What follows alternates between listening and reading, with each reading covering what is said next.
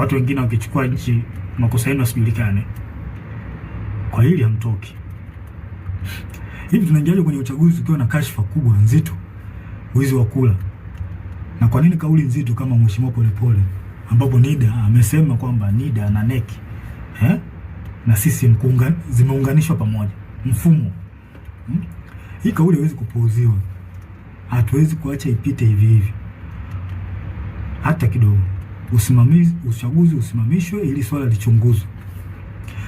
Na pia inanipa mashaka na nashangaa tangu hii kauli itolewe, sijui kama kuna hatua zozote zilizochukuliwa mpaka sasa hivi. Sijui. Na hii inanipa mashaka. Na juzi kati hapa nilikuwa kijijini, nilikuwa kwenye kijiji fulani. Kamwona kijana anapita amevaa nguo ya CCM, ameshika simu na karatasi ya majina.